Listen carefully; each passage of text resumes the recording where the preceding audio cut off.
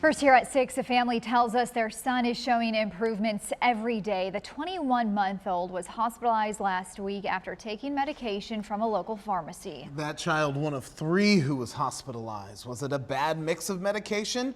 It's a story we've been following for days. WDRB's Darby Bean breaking down the latest after the state ordered the pharmacy to stop mixing drugs.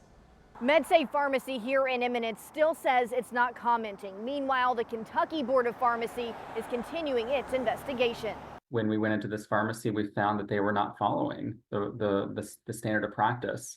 And so, there's an expectation that pharmacists follow the standard of practice. And unfortunately, in this situation, we just found that there were errors of noncompliance. That's the latest from the continuing investigation after the State Board of Pharmacy says there was an alleged medication error at MedSafe in Eminence that led to the hospitalization of 3 children. All 3 took clonidine. The board says it was compounded or its ingredients were mixed at this pharmacy. And now, after the board called an emergency meeting, MedSafe in Eminence is stopping all compounding and dispensing of compounded medication. There's no timeline.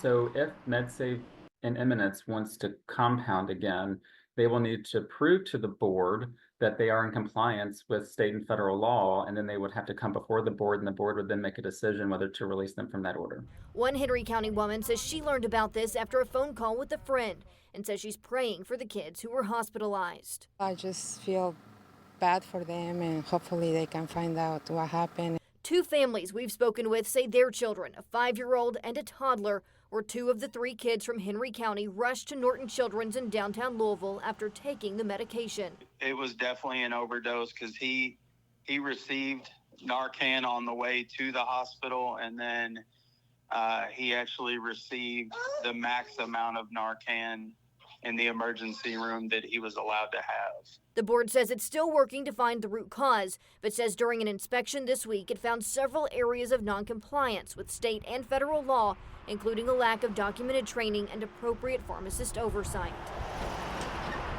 We'll continue to follow this as the Board of Pharmacy releases details about the investigation.